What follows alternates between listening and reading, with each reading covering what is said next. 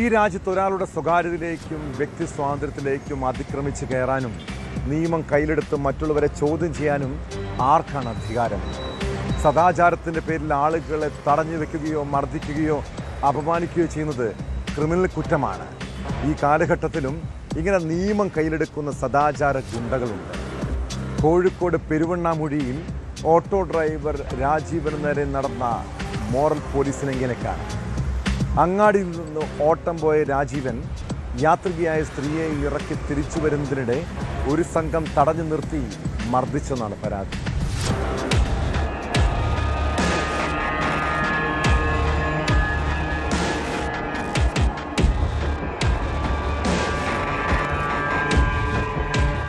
കോഴിക്കോട് പെരുവണ്ണാമൂഴിക്ക് സമീപം മുതുകാടാണ് സദാചാര ഗുണ്ടാക്രമണം അരങ്ങേറിയത്.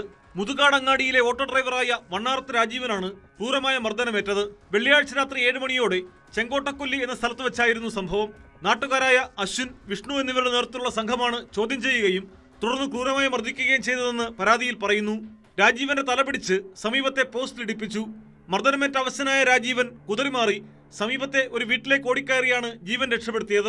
അവനങ്ങ് പോയി കഴിഞ്ഞാൽ നിങ്ങളെന്ത് വർത്താനം പറഞ്ഞു കഴിഞ്ഞാൽ ആരെ കൊണ്ടുവരക്ക് നേരത്തെ എന്താ പറഞ്ഞതെന്ന് ചോദിച്ച് പിന്നെ ഒന്നും ഓർമ്മയില്ല. പിന്നെ അടിയാ, കാലുകൊണ്ടുള്ള ചവിട്ടും അടിയും, തലയെല്ലാം പോസ്റ്റിനടിച്ച് അവിടെ ചതവും മുറിവും എല്ലാം ഉണ്ട്. അന്നേരം ഞാൻ നല്ല കാർച്ച ഉള്ളതുകൊണ്ട് പിന്നെ അടുത്തുള്ള ആളുകളൊക്കെ ഓടി വന്ന് അന്നേരത്തെ ഇവരെ എന്നെ അവിടെ ഇട്ടേച്ച് പോയി. പിന്നെ ഞാൻ അവിടെ നിന്ന് എഴുന്നേറ്റ് അടുത്തുള്ളൊരു വീടുണ്ടായിരുന്നു, അവിടെ ഓടി കയറി. വീട്ടുകാർ വിവരമറിയിച്ചതിനെ തുടർന്ന് മുതുകാട് ടൗണിലെ മറ്റ് ഓട്ടോ തൊഴിലാളികൾ സ്ഥലത്തെത്തി രാജീവനെ പേരാമ്പ്ര താലൂക്ക് ആശുപത്രിയിൽ പ്രവേശിപ്പിച്ചു. നിലവിൽ രാജീവൻ ആശുപത്രിയിൽ ചികിത്സയിലാണ്. തൊഴിലാളിക്ക് നേരെയുണ്ടായ സദാചാര ഗുണ്ടാക്രമണത്തിൽ ശക്തമായ പ്രതിഷേധമാണ് പ്രദേശത്തുയരുന്നത്. അക്രമികളെ ഉടൻ അറസ്റ്റ് ചെയ്യണമെന്ന് ആവശ്യപ്പെട്ട് മുതുകാട് ടൗണിൽ സംയുക്ത ഓട്ടോ ട്രേഡ് യൂണിയനുകളുടെ നേതൃത്വത്തിൽ സൂചനാ പണിമുടക്ക് നടത്തി. സംഭവത്തിൽ പെരുവണ്ണാമൂഴി പോലീസ് അന്വേഷണം ആരംഭിച്ചിട്ടുണ്ട്.